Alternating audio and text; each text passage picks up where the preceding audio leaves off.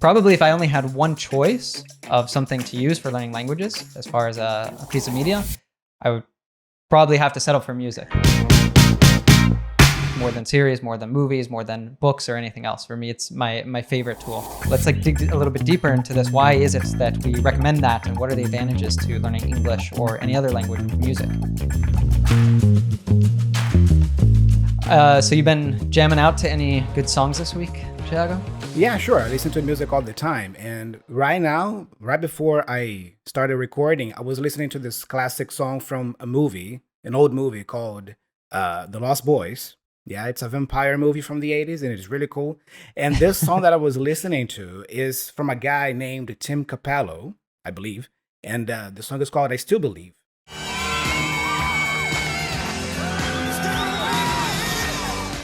And it's really cool because he has this segment in the movie where he's this buff guy, like really muscular, and he plays the saxophone. It's like, it's so, contrasting to see, like, a buff guy playing the saxophone. Yeah, when I was in high school, actually, I went through a phase where I thought I wanted to learn the saxophone, but I never got the opportunity. To try playing it. But I've heard it's a very challenging instrument to master. I imagine, I don't know. But like Bill Clinton even played the saxophone. That was one of his claims to fame, says he's supposedly a great saxophonist. Interesting. Wow.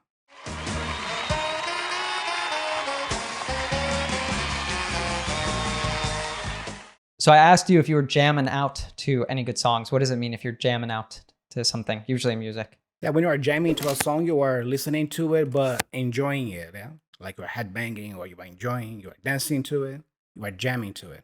So there's a couple nice ways we can use this too, because you can call a song a jam, and you could even say that's my jam, or that's our jam, meaning like that's one of my favorite songs. I love dancing to that. I love getting down to that. So that can be a fun one to use. There's even a Bob Marley song that I used to really love that's called Jammin'. I wanna jam it with you. Obviously, both you and I love music. You actually play a lot of music. I've been trying not so successfully to learn, but it's like one of my goals for the year.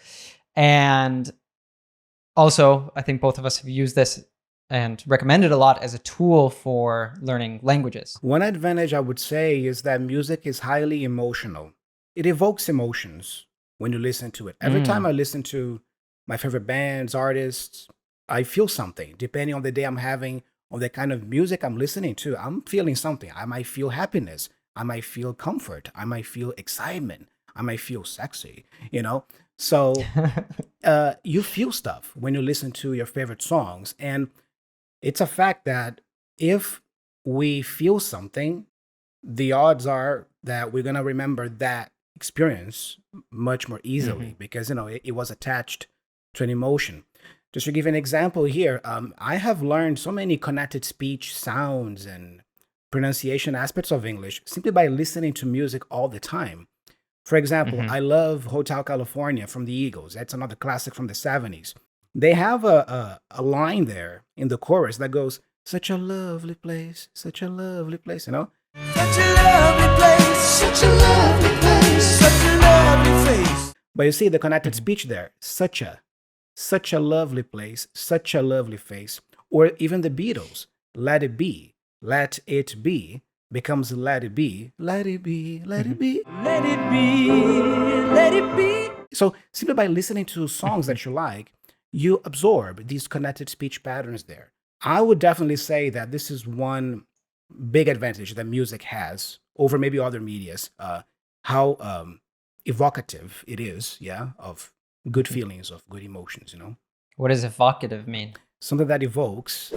And if something evokes emotions, it causes you to feel something, usually in a positive way. Yeah, so I said that music evokes emotions. Music causes emotions or makes you feel positive emotions, usually. I think related to what you're saying, music sticks with us because it tends to be, most songs tend to be repetitive. They tend to have a chorus that you hear many different times, and songs in their nature, we tend to listen to them a lot of times, depending on the person. But when we really love a song, we might be listening to it for every day for weeks.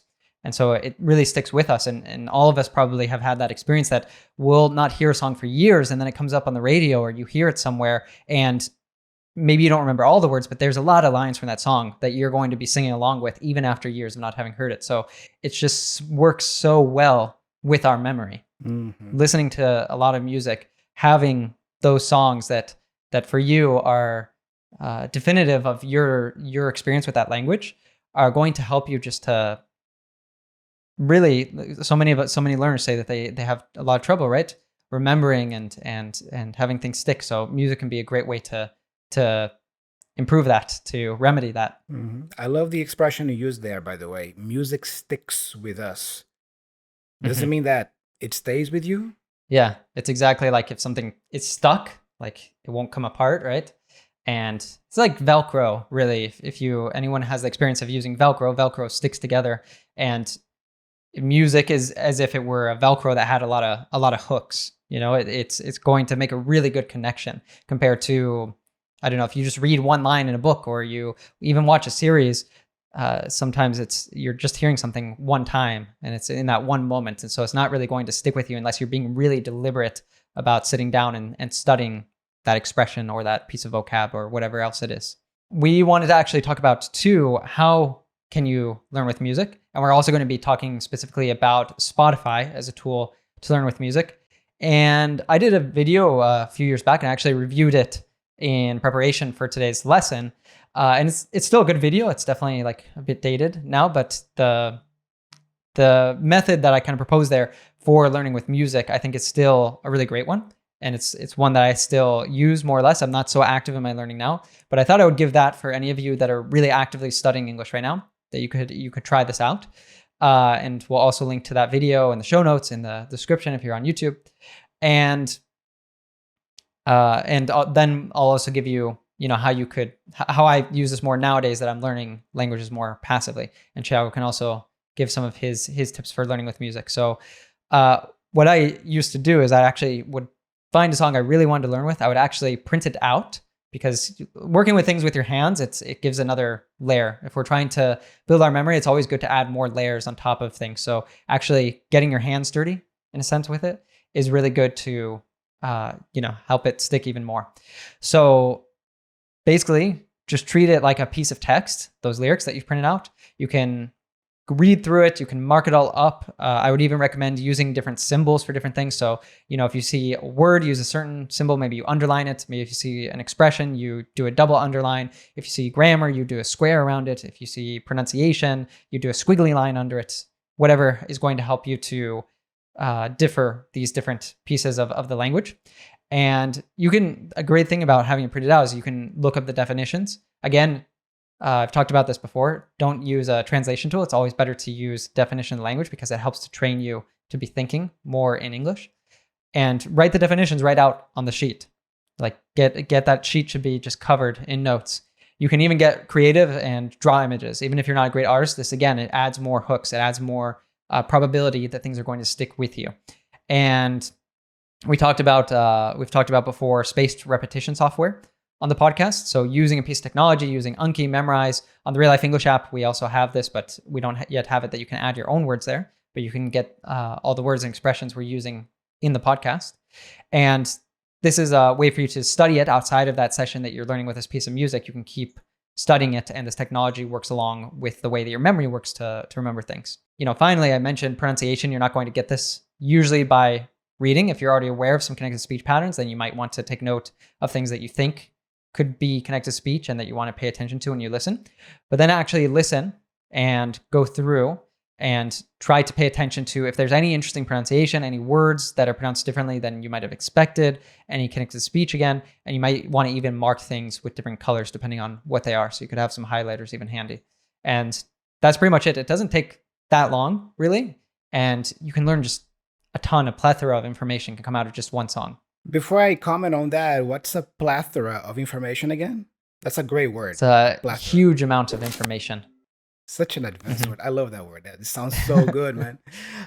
One comment about pronunciation, how music can help you with that. A great way for you to practice that also is pay attention to rhyming words, words that rhyme. in the verses. Let me give you guys a demonstration here. I have here a verse from a song that I like from Metallica. Yeah, the band is Metallica, and the song is called Wherever I May Roam.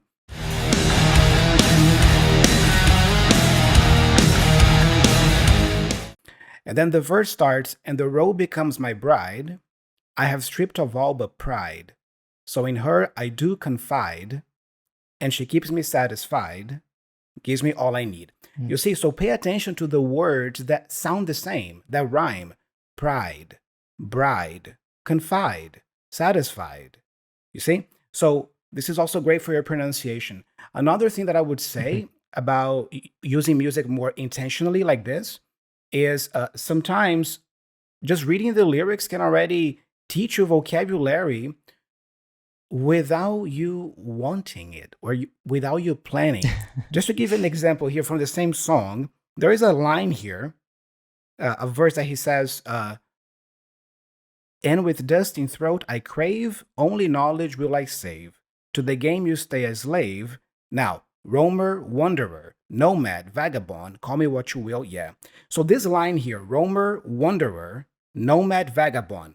As a learner, maybe I wouldn't know the words roamer or wanderer, but I know nomad and vagabond because they are closer to my Portuguese language, right? So, nomad, vagabond, I understand that. So if they are being used in sequence together, probably roamer and wanderer, they are synonyms. So you start making these associations as well. So music is great to activate your English like that more intentionally. And I love the step-by-step that you are presenting here, yeah, because it's a great way, yeah, for you to actually study with music. And what does that mean, by the way, if you roam or you wander? Yeah, when you walk around aimlessly without a purpose or a clear direction, I don't know where I'm going. I'm just, walking around. I'm roaming this place or wandering like a nomad. Yeah, I don't have a fixed place. Something else actually that just occurred to me that I thought I could recommend to people that's really fun is a website called Lyrics Training. I don't know if they changed the name, but I know it still exists.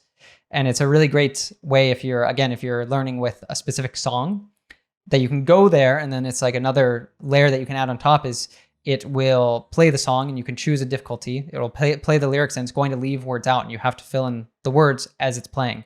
So depending on the difficulty, you'll leave out more or less words. So this can be, after you've gone into that whole breakdown, this can be another sort of game that you can play, but that's going to help to test your listening, test your memory, and so on. Another great website that I think I learned from you, by the way, Ethan, in one of the past videos you did was Genius, right? Genius.com.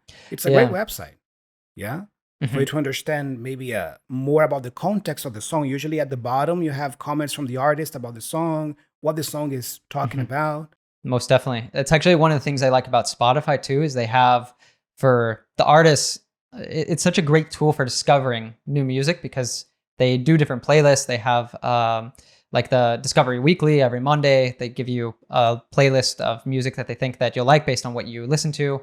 They have the Release Radar that has new music from the artists that you listen to or artists that are similar to the ones you listen to. They have different different personalized mixes that they make. They have radio playlists for different artists, which basically is just they will play some songs from that artist, and then they'll play other songs they think you'll like based on liking that artist. And then they just actually released, I just saw this last week, artificial intelligence DJ. So it kind of like personalizes music to you, but it's as if you were listening to a DJ who's like playing a radio just for you, saying like, next up, I'm going to play you songs from this artist that you were listening to, or I'm going to play you some songs that you were listening to 4 years ago, or it's a really cool feature. So I recommend Spotify users check that out. But I was mentioning with these new artists that I find, oftentimes I like to go and dig into who they are. It's something I always am curious about is, who is this person that I'm listening to? And you can go right from there to there's usually a bio. You can go from there right to their Instagram and sort of, dig into who this person is. So if you're learning with people who speak the language, maybe you follow them on Instagram and you are able to see their posts there. And it's another way of interacting with them, getting a deeper sense for your relationship with those songs, with that music, and just another layer of practice there. The cool thing about Spotify is that you can also create your own playlists and share them, right? With friends and stuff, right? Yeah. Most definitely. And what I was going to recommend here too that I do, I have a playlist for every language that I'm learning. And sometimes if I'm in a specific mood, I might want to listen to Portuguese music or to French music or to Spanish music, for example. And it's just repeating those songs that I've learned with. And you could even have one maybe with the songs that you're actively learning with. So it could be a shorter playlist. That's really those ones you want to listen to while you're on the go you could be singing to yourself or just singing in your head, but you're just really getting in those reps, that repetition over and over again. After you've learned with it, you're hearing those words again, you're paying attention to the connected speech. And I think that's also really important that you're listening without reading in some different points so that you can really hone in on the pronunciation, because a lot of times our eyes will trick us. Nice expression there. Hone in the pronunciation. What does that mean? It means you're focusing in on something. And it's definitely a thing that we say in English a lot, like practice makes perfect, right? So the more that you're listening to these, I like to also sing in the shower, sing sometimes, maybe take a 3-minute break to listen to a song and sing while I'm working or something like that. I'm not necessarily doing it on the street, but maybe if you're a good singer, it could be an opportunity. Or if you're like Thiago and you play an instrument, you can kill 2 birds with 1 stone by, learning a song on the guitar and singing it for your friends and family. Music is just awesome. For you, which came first? Was it the fascination with music and learning English with that, or was it that you were already playing instruments? I was already playing. I started early with music. Yeah, I started at 7 because my father plays guitar too. Yeah. So I learned my very first song at 7. So from 7 to 13, it was all about music for me. But then I started getting into English, and then when I discovered that, oh man, I can learn English and I can practice, music at the same time. It was great. A great discovery. That's fantastic. I was mentioning about just getting fascinated with different musicians, and you were mentioning, I think it was the last podcast actually recorded that you mentioned, or no, it was a couple ago that we talked about books, and you mentioned reading the biography of Eric Clapton. Yeah. So that's like a personal connection that you have with that artist that probably really, it's adding another level of the English on top of it, right? Or I've been kind of obsessed with a Brazilian artist named 𝗥𝗲𝗹𝗟𝗶𝗀𝗟 over the last couple of months, and I found a Brazilian podcast where they interviewed him. So I had no idea what he sounded like outside of singing, and it was really interesting just to hear him and to hear him talking about his life and how he rose to fame and all of these different things. So it's like, again, another level of practice. It's interesting the word you use there. I've been obsessed with this Brazilian singer called 𝗥𝗲𝗹𝗟𝗏, because there is that. Yeah, I mean, we discover a new artist and we kind of stay obsessed with them for a while, at least, for some time. We listen to all their songs, all their records. We watch interviews with them, right? It definitely adds just more depth to your learning, right? And it's one of those things that, I don't know, for me at least, it's like I'm listening to a podcast, I'm not so focused on learning. It's just kind of like living the language and interacting with things that I'm enjoying in that moment. So Ethan, you've just presented here some cool features that Spotify has for music, right? To practice English with music. But what about podcasts? I mean, do you listen to podcasts on Spotify too? I do. And I think that Spotify, they're doing some really awesome things with podcasts. They have videos on some of them. Like that interview I talked about with 𝗥𝗲𝗹𝗟𝗏, it had video. And I usually listen to podcasts while I'm doing other things. So I think I listened to that one while I was in the gym. But while I was resting, I watched some short parts of it just because it was kind of cool to see him and see him interacting with the hosts and everything. It adds obviously another dimension. And I haven't actually listened to any of these myself, but when we were preparing for this, I saw that for Spotify original podcasts, so they have some podcasts that they're producing themselves, they have transcripts in the app. So very similar to how most songs will have the lyrics right in the app. They'll also have transcripts for their original podcasts, and maybe it's something that's going to expand to other ones in the future, but it's definitely worth listeners looking into. I mean, I'd say probably if you're listening to this podcast, you're better off on Spotify. You're probably better off going to listen to it on the RealLife English app, because there you get the full digital transcript. You get vocabulary flashcards, which will help you to never forget the new words and expressions that you're learning with us, and so much more. You can also be practicing your speaking there. So that's probably the best tool out there to learn with this podcast in specific. But before we move on, I thought that I would just mention quickly, because again, like I've been trying to listen to more podcasts in Portuguese. And so it's been giving me some maybe a different level of ideas and stuff for how to improve that.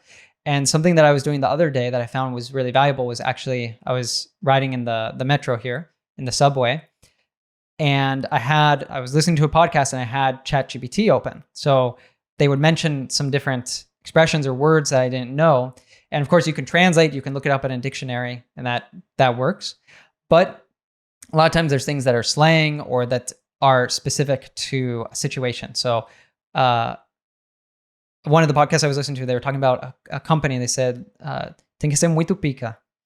And I was like, okay, what does that word pica mean in this context? Oh, man. And I asked, and pica has one meaning as a slang word, but it was good because giving the context, it told me the definition in that context, which is like something, you have to be like really great or really awesome to accomplish that. The combination, I think, of being able to listen to something and ChatGPT is just it's much better than using translation tools, much better than using dictionaries, because it can be so contextual for explaining something. Awesome. So we mentioned the Real Life English app. We also wanted to take the opportunity to give a shout out to one of our very special app users. This one goes to Abdi King, and Abdi says, "Hello, all Real Life English hosts. I want to appreciate the app and you. It's really useful. I have been using the app for a week, and I have found it has rescued me from my shyness and shame in speaking English. Oh yeah." Oh yeah, Abdi. So it's great to hear that you're overcoming your shyness and your, I don't know, like shame there. Maybe it'd be more embarrassment in learning the language. But yeah, that's one of the really great things is if you start using it, it can be intimidating at first to speak with strangers in another language. But as you start to do it more and more, you're going to gain more confidence. It's really the only way that you can improve your speaking is by speaking. So you have to get out there, and learning with music is great, of course, but you actually then put into practice what you're learning, right? All right, Ethan. So this is an interesting question because you have learned multiple languages, and this viewer is asking what to do and what not to do for beginners. But specifically, if you want to become a polyglot. So a beginner on the polyglot journey, what should a person do or don't do to learn multiple languages? What would you recommend? That's nice. There's a nice expression there too, the do's and don'ts of something. People might have seen this before. Yeah. I thought something I would start with here, because everyone who's listening, I'm sure, is learning English. And a lot of you might have considered learning a third language or fourth language if you already grew up bilingual. And you might be split about, do I need to master English first? Can I learn two languages at once? What should I do here? And I think ultimately it really depends on your goals. Like if you need to get to a point of mastery in your English and you're under a time constraint where you need to be really focused on that, then go for it. If you're learning English and you're not in a rush, you're not needing to do it by a certain point, it can actually be really helpful to learn that next language. There's a whole concept of learning how to learn. And when you study more languages, it helps you to become a better language learner. And those kind of things only come because of experience. So you can get that just by studying English, but different languages present different puzzles, different problems, and so on. So they're going to cause you to have to overcome different barriers, and just basically getting to know yourself as a learner and getting to know how to overcome problems in the learning process. And the other reason why I would recommend that if you have this bandwidth in your life to learn more than one language is that when you learn more languages, they always connect to each other. And it can be any language. It can be languages that are far apart. It can be languages that are both from the same language family. You're going to find a lot of connections. And this helps you to understand both languages on a deeper level. Even for myself, like learning French, for example, was really interesting because a lot of English comes from French. And so I learned words in English that I didn't know, but that exist that came from French. And this happens to me all the time with these Latin words. I'll realize that, I'll be listening to something or reading something in English. I'll see them use a word and it's like, oh, I didn't know you could say that in English.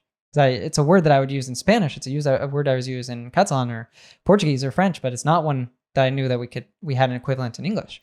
That's not exactly a do and don't, but it's more of if you're doubting, should I learn more languages? I think for most of you who are listening, I think that the answer is give it a go. Try it. And if you're learning English, like be speaking every day in the app. If you're learning another language, find, I have a friend who I've been doing tandems with. I've been doing language exchanges with Portuguese and English. Find people who you can practice with every day, or at least, every week or multiple times per week. And I think the final thing too is what we've been talking about today is like, be curious. So just like having that learning cap all the time. I think that really is what it takes to be a polyglot, is just that constant curiosity. So there's a lot more. We could do an entire podcast on this, but that's my 2 cents. Are you sure it was 2? 10 cents.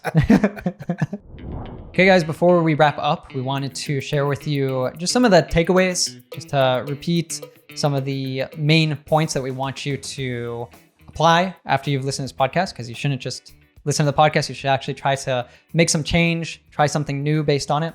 So if you're not already using music as a language tool, it can be a really powerful tool for your learning. Spotify can be a really great platform to help you to do this. And a lot of learners just listen to music without ever being curious about the lyrics. And one of the main things that you really have to adapt is that curiosity, to not just be listening without knowing what it's saying, but actually digging in a little bit, getting curious, like, what's that expression, or how did they say that word? I'm really surprised by how they say that word, or I didn't understand that line at all. Like, there must be some connected speech there, whatever the case is. So just trying to dig in a little bit and understand what it is that you're listening to. And it's going to give you another layer that you can sing along with it. You can actually use it to build those muscles of articulation, so that when you speak, you're speaking more comprehensively, people can understand you, all these sorts of benefits. And I would also say that music is highly emotional, remember. It evokes emotions, and because of that, it's easier for us to remember new words and expressions we learn with music. So do use music to either live your English or also to activate your English in a more deliberate way, but use it. Yeah. So if you're enjoying these lessons, we just want to remind you that a free way you can support us is by giving us a 5-star review in your favorite app store, be that in Spotify, Apple Podcasts, or wherever you're listening that has the ability to do this. Also, if you are watching this on YouTube, then you can subscribe, hit the bell so you don't miss a single one, and hit the like button as well. And this lets other learners know about it, so other people can have a lot of fun improving their English with us, going from feeling like a lost, insecure learner to being a confident, natural English speaker. And of course, download the app, give it a try if you haven't yet. Start speaking English every single day. Take your learning to another level with these podcasts and so much more. And remember that no matter what divides us, that which unites us is far greater. So thanks so much for joining us today. We look forward to seeing you next week. 1, 2, 3. Oh yeah. So we're all aspiring to have a growth mindset rather than a fixed mindset. Can we actually change if we have a fixed mindset in something? Oh yeah, absolutely. And I would say it's really important to change that, because part of a growth mindset has to do with, if you dedicate yourself to something, you can learn it.